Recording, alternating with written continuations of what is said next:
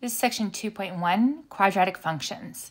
Now, a quadratic function is something of the form f of x equal to ax squared plus bx plus c, where a, b, and c are real numbers and a is not equal to 0.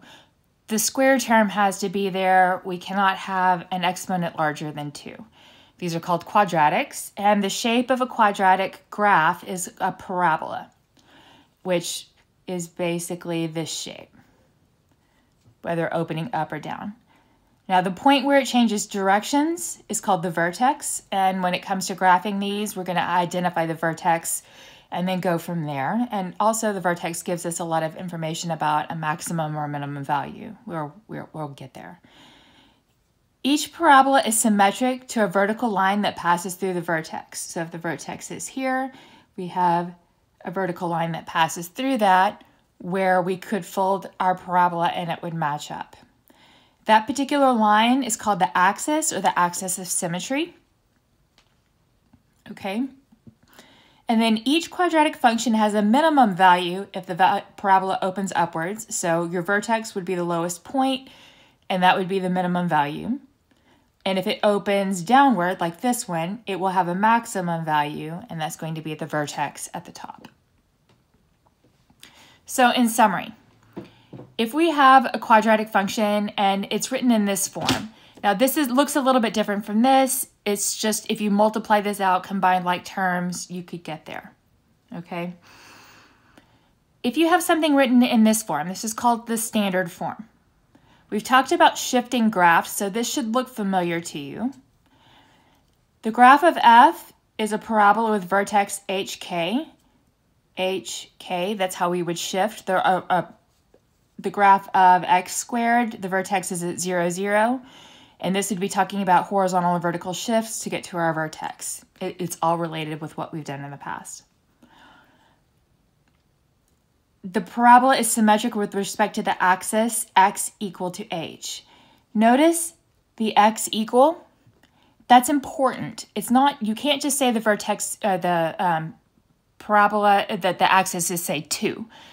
It's at, the axis is a line, so you have to have the x equal to. You can't just give the number value. Okay?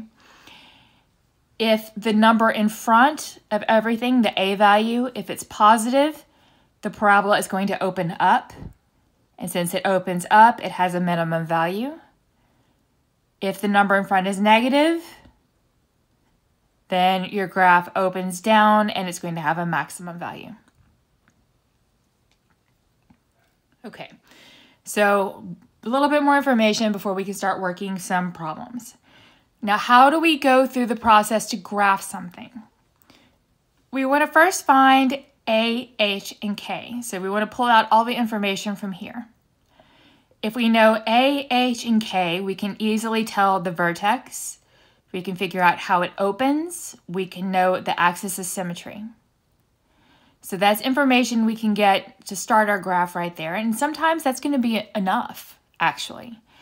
But we also want to find our X-intercepts if we have any. We won't always. For example, if we have a parabola that opens up and the vertex is in the first quadrant, then you're never going to cross the x-axis. But we will always have a y-intercept. So then we'll find the y-intercept and then we can sketch the graph. Okay, example problems. Let's find a quadratic of the form y equals ax squared that passes through the point negative 3, 3. This is an easy problem, but it's a problem that's easy to make difficult.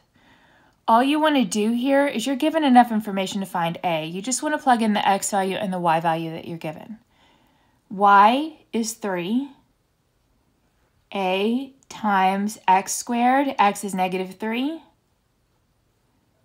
Squared. So I have 3 equals 9a. So 1/3 equals a.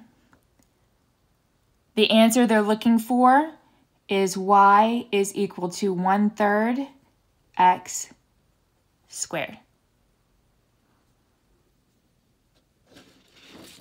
Okay. All right.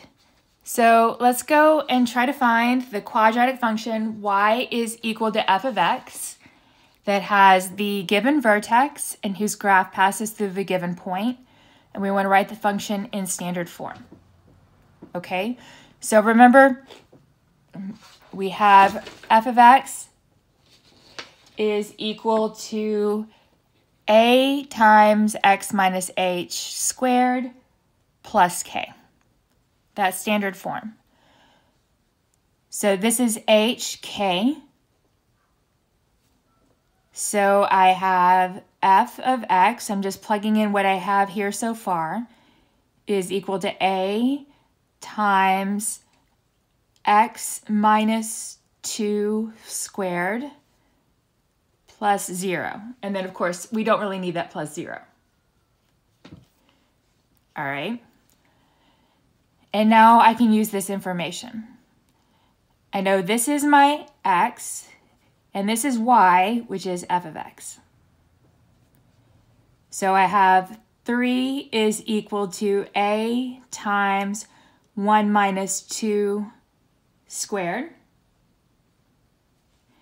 So that's 3 is equal to, that's negative 1 squared is 1.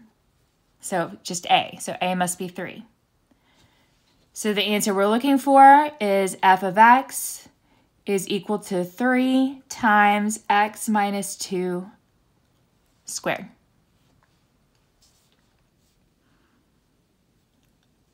Okay, let's do the same thing here. F of x is equal to a times x minus h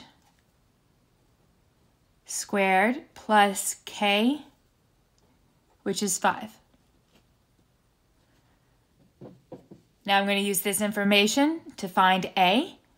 So I would have 7 is equal to a times 3 minus 2 squared plus 5. Well, that's 1. So I have 7 is equal to a plus 5. So my a value is 2. The function we're looking for is f of x is equal to 2 times x minus 2 squared plus 5.